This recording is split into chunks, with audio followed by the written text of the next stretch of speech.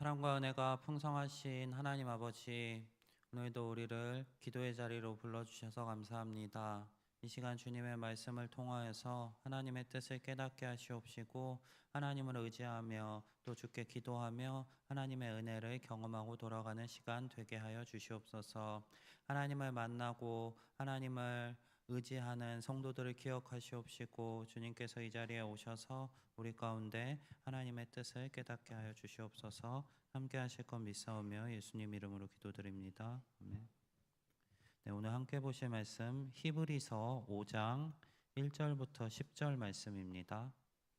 히브리서 5장 1절부터 10절 말씀 신약성경 357면에 있습니다.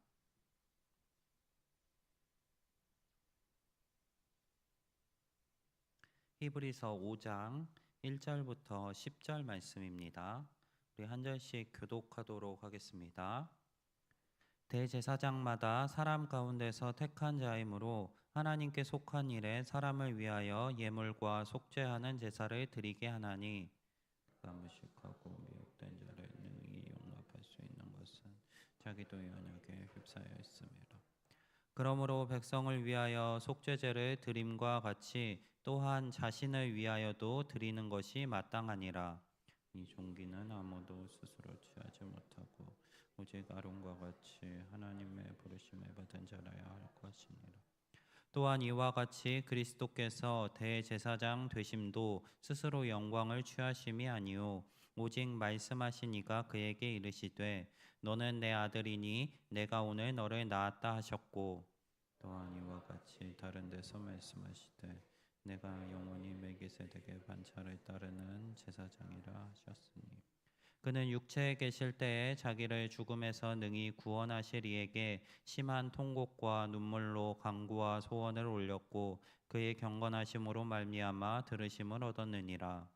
그가 아들이시면서도 받으신 고난으로 순종함을 배웠어 온전하게 되셨은즉 자기에게 순종하는 모든 자에게 영원한 구원의 근원이 되시고 하나님께 멜기세덱의 반차를 따른 대제사장이라 칭하심을 받으셨느니라.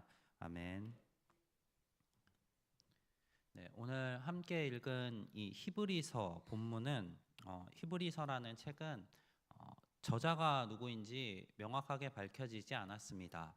어떤 학자들은 바울이 쓴 서신이다라고 이야기하고 또 어떤 사람들은 바울이 아니라 다른 누군가의 글이다라고 이야기합니다. 각각 여러 가지 근거를 들어서 이야기하는데 누구인지 명확하게 알 수는 없는 책이 히브리서입니다. 반면에 저자는 너무나 명확합니다. 제목에서도 볼 수 있듯이 히브리인들을 향해 쓰여진 책입니다. 제목을 제외하고서라도 본문 안에서 이 책이 히브리인에게 쓰여졌다라는 그러한 내용들을 발견할 수 있습니다. 물론 직접적으로 이 편지의 수신자가 기록되어 있지는 않습니다. 다른 바울 서신들을 보면은 어느 교회에 편지하노니 하고 명백하게 수신자를 밝히는데 오늘 함께 읽은 히브리서는 수신자가 누구라고 언급하고 있지는 않습니다. 하지만 그 글을 읽어보면 구약의 율법에 대해서 굉장히 자세히 알고 있는 사람들에게 쓴 것처럼 기록된 부분들이 많이 등장합니다. 그리고 또 특별히 구약의 말씀들을 많이 인용하고 있습니다. 또 10장에서는 그들이 박해를 받고 있다라고 언급하고 있으며 박해 가운데서 투옥과 배신이 있다고도 언급하고 있습니다. 이러한 배경을 볼 때 히브리서는 구약을 잘 아는 사람들 그리고 예수 그리스도를 믿음으로 인해서 박해 가운데 있는 사람들에게 쓰여졌다고 볼 수 있습니다. 그러한 사람들의 대표적인 사람들이 바로 히브리인들이었습니다. 그들은 당시 사회로부터 지배받고 있었던 그 민족들로부터도 고난을 받았지만 자신이 속한 민족으로부터 또한 고난을 받고 있었습니다. 고난의 이중고를 겪고 있었던 사람이 바로 히브리 사람들입니다. 그들은 이 박해 가운데 어떤 사람들은 배신하기도 하고 또 그 배신하지 않고 투옥을 감당하기도 하며 믿음을 지키고 있었습니다. 그리고 이 사람들은 구약 말씀 역시 중요하게 여겼습니다. 사도행전에 보면은 교회에 몇몇 분열들이 있는데 그 분열들 가운데 대표적인 것이 이방인 그리스도인들과 히브리인 그리스도인들 사이의 그러한 분쟁이었습니다. 그 이유는 이방인들은 신약에 집중하고 있는데 반해 히브리인들은 구약의 내용 역시 중요하다고 여기며, 아니 좀 더 나가서 구약이 이루어져야만 신약도 지켜질 수 있다라는 식으로 주장을 했습니다. 그렇기 때문에 바울로부터 지적을 받기도 했는데, 여기서 볼 수 있는 점은 히브리인들은 신약을 받아들이고 예수를 메시아로 받아들였지만은 동시에 구약 역시 중요하게 여기며 그것들을 여전히 배우고 익히고 지키고 있었다는 점입니다. 그러한 점으로 볼 때 오늘 함께 읽은 이 히브리서 본문은 히브리인들, 유대인에서 개종한 그리스도인들을 향해 쓰여진 서신이라고 볼 수 있을 것 같습니다. 이 서신의 목적은 너무나 명확합니다.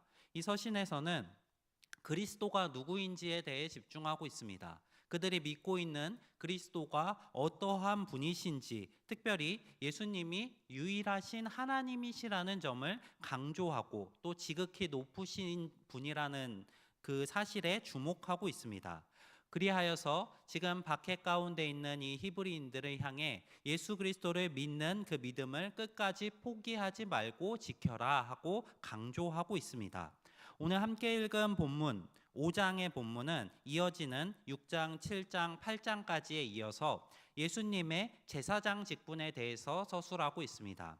오늘 함께 읽은 본문과 이어지는 8장 본문까지 중에 일부를 살펴보면서 예수 그리스도의 대제사장 되시는 그 속성에 대해서 자세히 살펴보기 원합니다. 먼저 살펴볼 것은 대제사장의 조건은 무엇인가입니다. 구약에서는 일부 사람들만이 제사장이 될 자격을 가지고 있었습니다. 그리고 또 그 중에 시대 가운데 딱 한 명만이 대제사장이 될 수 있었습니다. 대제사장은 종신직으로 선대 대제사장이 죽어야지만 새로운 대제사장을 임명했습니다. 제사장 중에 가장 선택받은 사람이 감당했었던 직분이 바로 대제사장입니다. 대제사장이 되기 위해서는 먼저는 제사장이었습니다. 구약의 기준에서 볼 때 제사장이 될 수 있었던 사람들은 레위 사람들 중에 아론의 자손만 가능했습니다. 그리고 신체적으로 결함이 없는 건강한 자라야지만 제사장이 될 수 있었습니다. 제사장의 직분을 처음 수여하는 장면이 출애굽기 28장 1절에 등장합니다. 너는 이스라엘 자손 중 내 형 아론과 그 아들들 곧 나답과 아비후와 엘르아살과 이다말을 그와 함께 내게로 나오게 하여 나를 섬기는 제사장 직분을 행하게 하되. 그리고 이 이후에는 아론의 자손들의 자손들만 이제 제사장으로 세워졌습니다. 그런데 여기서 문제가 발생합니다. 예수님께서는 아론의 자손이셨을까요? 우리 다 알고 있듯이 예수님께서는 다윗의 자손입니다. 다윗은 유다 지파 사람이었습니다. 그렇기 때문에 예수님께서는 아론의 자손이 아니십니다. 그래서 유대인들의 기준에서 볼 때 예수님께서는 제사장이 되실 수 없는 사람이라고 생각할 수도 있었습니다. 구약에 기록된 메시아, 그리고 신약에서 기록되어 있는 그리스도라는 이 표현하고 있는 이 직분은 세 가지 직분을 동시에 가지고 있습니다. 이 메시아는 기름 부음 받은 사람이라는 뜻으로 왕과 제사장과 선지자의 직분을 의미합니다. 예수님께서는 그리스도가 되심으로 이 세 가지 직분을 다 감당하셨다는 것이 우리의 고백입니다. 유대인들이 기다리고 있었던 메시아 역시 이 세 가지의 직분을 다 감당할 수 있는 사람이어야 했습니다. 예수님의 선지자 직분에 대해서는 복음서에 기록된 수많은 기적들로 인해서 별로 그가 선지자가 아니다라고 이야기할 만한 그러한 변수는 없습니다. 다만 유대인들이 예수님을 그리스도, 메시아로 받아들이지 않았던 명분은 앞선 두 가지, 왕과 제사장의 직분을 예수님이 감당하지 못했다라는 내용입니다. 유대인들은 예수님께서 십자가에 달려 죽으셨기 때문에 메시아가 아니라고 이야기합니다. 왕으로 오신 그 메시아라면 십자가에 달려 죽으실 리가 없다는 것이 그들의 주장입니다. 그들이 가지고 있었던 메시아에 대한 이해와 사상이 잘못되어 있었기 때문입니다. 그들은 로마의 지배로부터 그들을 구원해 줄 메시아를 기대했습니다. 그리고 메시아가 온다면은 이 땅에 다윗의 왕국을 건축하고 그 다윗의 왕국이 이 온 세상을 지배할 것이라는 기대를 가지고 있었습니다. 하지만 예수님께서는 메시아로 오셔서 왕의 자리를 차지하시고 나라를 세우시기보다는 십자가에 달려 죽으시는 결말을 맞으셨습니다. 그렇기 때문에 유대인들은 예수님께서는 왕이 아니다, 우리를 위하여 우리를 구원하러 온 왕이 아니다 라고 이야기하며 예수님을 받아들이지 않았습니다. 그들의 민족주의적 정서로 인해 예수님의 왕되심을 인정하지 않은 것입니다. 예수님이 제사장이 될 수 없었다는 그들의 주장은 앞서 레위 사람 그중에 아론의 자손만이 제사장이 될 수 있었다는 그 사실에 근거합니다. 예수님께서는 다윗의 자손으로 오신 분으로 유다 지파에 속하신 분이고 레위 사람이 아니기 때문에 제사장의 직분을 감당할 수 없다라고 이야기합니다. 이 유대인들의 이 생각에 대해 오늘 본문에서 바울은 멜기세덱의 반차를 예시로 들며 반박하고 있습니다. 유대인들이 예수님께서 레위 사람이 아니기 때문에 아론의 자손이 아니기 때문에 제사장이 될 수 없다라고 이야기하지만 바울은 조금 더 근본적인 제사장의 개념을 들고 와 그들을 향해 반박하고 있습니다. 그 예시가 바로 멜기세덱입니다. 성도님들께서는 멜기세덱에 대해서 들어보신 적이 있으신가요? 이 멜기세덱은 성경에 딱 3번 등장합니다. 오늘 우리 함께 읽은 본문 그리고 시편 말씀 또 창세기 말씀 이렇게 딱 3번만 등장하는 사람이 바로 멜기세덱입니다. 하지만 이 멜기세덱은 그 등장하는 분량에 비해 굉장히 중요한 인물입니다. 구약 시대부터 중요하게 의미를 두었던 인물이 바로 이 멜기세덱입니다. 멜기세덱은 먼저 창세기에 등장했습니다. 창세기에서 멜기세덱은 아브라함이 여러 왕들을 물리치고 돌아가는 길에 그에게 떡과 포도주를 가지고 나와 아브라함을 축복하며 등장합니다. 그때 멜기세덱을 소개하는 표현은 이렇습니다. 살렘 왕 그리고 지극히 높으신 하나님의 제사장. 이 2가지 표현이 멜기세덱을 수식하고 있습니다.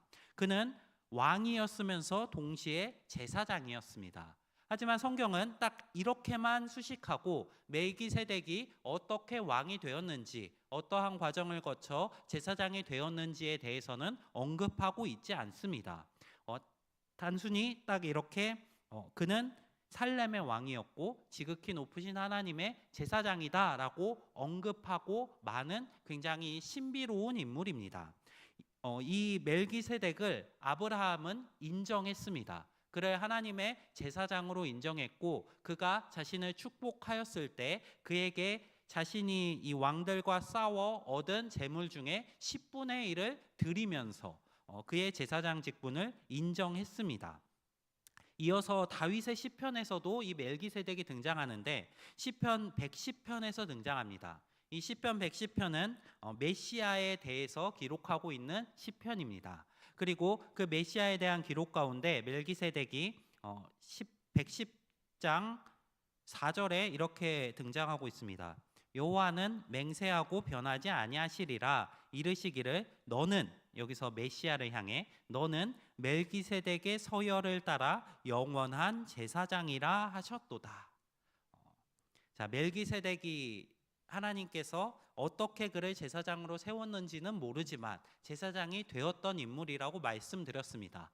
바울은 이 멜기세덱을 끌고 와서 예수님에게 대입하고 있습니다. 하나님께서 택하셨기 때문에 그분은 제사장이 될 수 있었다. 마치 아론과 같이 또 멜기세덱과 같이 예수님께서는 그 첫 번째 반차를 따라서 멜기세덱의 서열을 따라서 제사장으로 임명되신 분이다 하면서 유대인들에게 예수님께서는 제사장 직분을 감당하시는 분이시다라고 이야기하고 있는 것입니다. 예수님께서는 단순히 기름 부음 받은 메시아로 오셔서 제사장 직분을 감당하셨다라고 그렇게 구약에서 기록되지 않은 방식으로 제사장이 되신 것이 아니라 구약에서 이미 기록하고 있는 방식, 멜기세덱을 제사장으로 세운 그 하나님의 택하심의 방식을 통해 제사장이 되었다라고 이야기하고 있는 것입니다.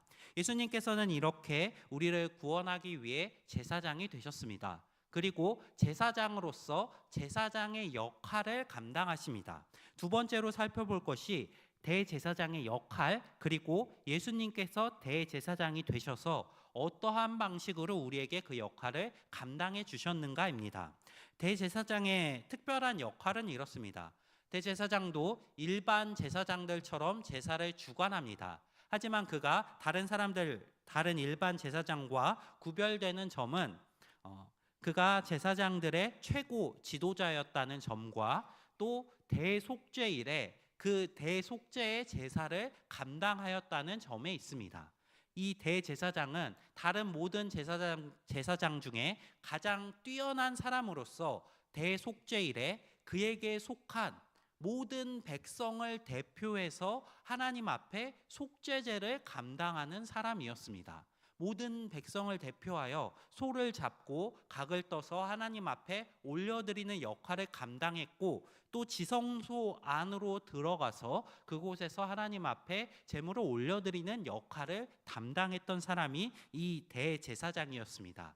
이 대제사장의 역할은 하나님과 백성 사이에 위치해서 하나님과 백성 사이를 중보하는 역할이었습니다. 예수님께서는 이러한 대제사장의 역할을 감당하십니다. 5장 1절에 대제사장마다 사람 가운데서 택한 자이므로 하나님께 속한 일에 사람을 위하여 예물과 속죄하는 제사를 드리게 하나니 기록하고 있습니다. 예수님께서는 이 역할을 감당하십니다. 하나님께 택함 받은 사람으로서 그에게 속한 사람들을 위해 하나님께 속죄하는 제사를 감당하신 분, 그분이 바로 예수님이십니다.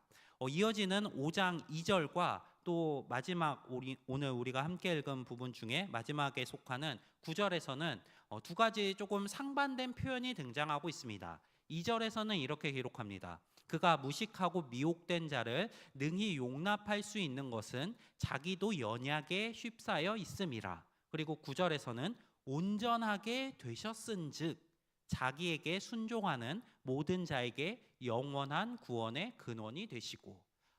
이 두 가지는 상반된 것 같지만 예수님을 너무나 잘 표현하는 말씀 구절인 것 같습니다. 예수님께서는 연약에 휩싸이셨습니다. 예수님께서는 원래 하나님이신 분이신데 그분이 인간의 연약한 몸을 입고 오셨습니다. 예수님께서는 배고픔을 감당하셨고 목마름도 겪으시며 인간의 연약함을 감당하였습니다.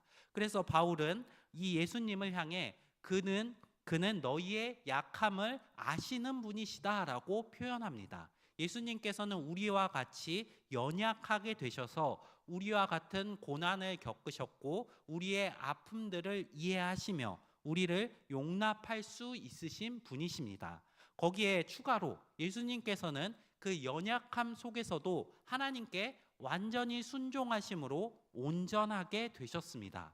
하나님께서는 연약한 상황 속에서도 하나님의 말씀에 온전히 순종하신 예수님을 지극히 높이셨습니다. 그리고 그분은 온전하게 되셔서 이제 하나님 보좌 우편에 앉아 계십니다.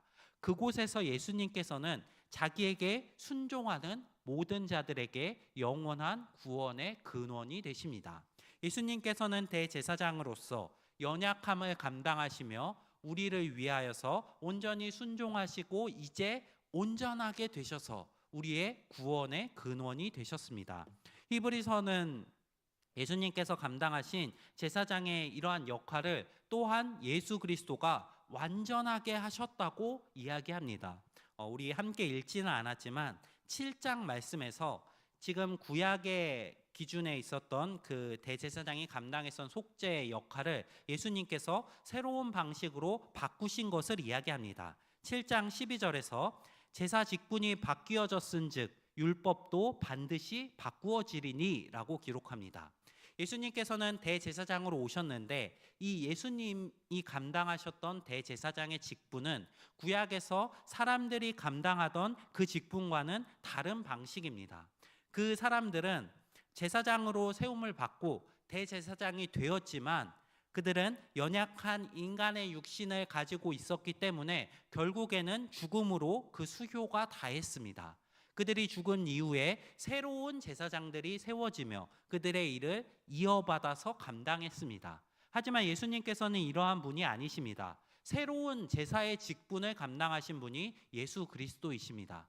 완전한 제사의 직분, 영원한 대제사장이 되셔서 이제 예수님께서는 더 이상 새롭게 드려질 필요가 없는 완전한 제사를 완성하셨습니다. 그리고 그 대제사장이신 예수님께서 여전히 살아계시며 하나님 우편에 앉아 계셔서 그 제사의 효과를 계속해서 지속하고 계십니다. 또 7장 18절부터 19절에 이렇게 기록합니다. 전에 있던 계명은 연약하고 무익함으로 패하고 율법은 아무것도 온전하게 못할지라. 이에 더 좋은 소망이 생기니 이것으로 우리가 하나님께 가까이 가느니라. 구약에서 대제사장이 감당하던 대속죄제는 한계를 가지고 있었습니다. 그들은 1년마다 대속죄일을 맞이했고 그때마다 대속죄제를 하나님께 올렸습니다. 1년 동안 계속해서 지은 그 죄값들을 한 번에 모아서 하나님 앞에 속죄하기 위해서 매년마다 수많은 소와 양들이 죽어가며 하나님 앞에 속죄의 제사가 올려졌습니다. 인간의 부족함 때문에, 이 대제사장의 부족함 때문에 계속해서 속죄의 제사가 이루어지는 것입니다. 오늘 우리 함께 읽은 5장 1절 말씀에서 대제사장에 대해서 기록하고 있는 말씀 가운데 이 대제사장이 제사를 드리는데 사람들을 위하여만 드리는 것이 아니라 자기 자신을 위하여도 드려야 할 것이라고 기록하고 있습니다. 이 대제사장 역시 하나님께서 거룩하게 구별하셨지만 삶 가운데 죄를 짓는 연약한 인간이었기 때문입니다. 그 스스로에게도 죄가 있기 때문에 제사를 드리며 스스로를 위해서도 하나님 앞에 제물을 올려드려야 했던 것이 구약의 대제사장의 한계였습니다. 하지만 예수님께서는 온전하게 되신 분이십니다. 그분은 죄가 없으신 상태에서 거룩한 대제사장의 직분을 감당하십니다. 예수님께서 드리시는 이 속죄의 제사는 완전한 제사였습니다. 2000년 전에 예수님께서 십자가에 달려 죽으신 그 한 번의 제사만으로 그에게 속한 모든 사람들의 죄값을 씻어주신 완전한 제사가 바로 예수님께서 드리신 이 속죄의 제사였습니다. 우리 얼마 전에 그 말씀 사경회 하면서 제사에 대해서 살펴보았는데 그 중에 강사님께서 이러한 이야기를 하셨습니다. 예수님의 사역은 화목제가 아니라 속죄제다. 예수님께서 하나님과 화목하지 못한 우리를 회복시키기 위해 제사를 드리셨는데 그렇기 때문에 우리는 화목제라고 착각하고 있는데 하나님과 화목하지 못하게 하는 그 근본은 우리의 죄 때문이었습니다. 예수님께서는 대제사장이 되셔서 우리의 근본적인 문제인 이 죄를 해결해 주시는 완전한 제사를 드리셨고 그렇기 때문에 이제 우리는 하나님과 화목하게 되는 은혜를 입었습니다. 예수님께서 이 제사장의 직분을 완전하게 감당해 주셨기 때문에 우리는 이제 하나님의 완전한 은혜를 입어 죄에서 거룩하게 구별된 사람들입니다. 예수님의 은혜를 기억하시는 우리 성도님들이 되시기를 바랍니다. 예수님께서 대제사장이 되셔서 우리의 모든 죄를 씻어 주셨습니다. 그 방식은 연약한 인간의 몸을 입고 오셔서 스스로를 하나님 앞에 희생의 제물로 올려드림으로 완전한 제물로서 죽으심으로 우리의 죄를 사하여 주시는 것이었습니다. 우리가 받은 그 은혜를 기억하며 살아가시는 우리 성도님들이 되시기를 바랍니다. 그리고 그 은혜에 합당하게 살아가시는 우리 성도님들이 되시기를 바랍니다. 바울은 로마서에서 사람들을 향해 이렇게 이야기합니다. 죄에 대하여 죽은 너희가 어찌 죄 가운데 계속 거할 수 있겠느냐. 우리 성도님들은 예수님의 완전하신 대속죄의 사역을 통해서 깨끗하게 되신 분이십니다. 죄로부터 죽으신 분들이 바로 우리 성도님이십니다. 그 죄로부터 죽은 우리가 이제 더 이상 죄 가운데 거하며 그 은혜에 합당하지 않은 삶을 계속해서 살아가지 않기를 소망합니다. 예수님의 은혜를 기억하며 이제 우리들은 그 예수님의 삶을 본받아 하나님 앞에 온전히 순종함으로 이제 새로운 그 은혜의 시대 안에 거하는 자답게, 은혜를 받은 자답게 세상 가운데 하나님의 영광을 드러내시며 살아가시는 우리 성도님들이 되시기를 소망합니다. 오늘 말씀을 기억하시며 우리를 위하여 죽으신 예수님 앞에 우리가 받은 은혜를 기억하시며 하나님께 감사하며 기도하며 나아가도록 하겠습니다. 먼저 두 가지 기도 제목 놓고 기도하겠습니다. 첫 번째로 우리의 죄를 사하는 완전한 제사를 드리시고 하나님과 우리 사이에 중보자가 되어주시는 예수님께 감사하며 기도하겠습니다. 감사는 계속해서 기억하지 않으면 너무 쉽게 잊혀지는 것 같습니다. 우리가 받은 그 은혜는 결코 잊어버려서는 안 될 정도로 우리에게 엄청난 가치가 있는 은혜입니다. 그 은혜를 기억하시며 다시 우리의 감사를 고백하며 기도하며 나아가겠습니다. 이어서 두 번째로 우리를 구원하신 그리스도의 은혜를 기억하며 은혜 받은 성도답게 살아갈 수 있게 해달라고 기도하겠습니다. 예수님께서 우리를 위하여 죽으셨습니다. 그 죽으심으로 우리는 이제 더 이상 죄 가운데 죽은 자가 아니라 죄에 대하여 온전히 깨끗하여진, 죄에 대하여 죽은 자가 되었습니다. 그 은혜를 기억하시며 이 땅 가운데서 은혜 받은 성도답게 죄에 거하며 살아가지 않게 해달라고 함께 기도하며 나아가겠습니다. 이 두 가지 기도 제목으로 함께 기도하겠습니다. 사랑이 많으신 하나님 아버지, 오늘 우리를 위하여 죽으신 예수님의 제사장으로서의 사역을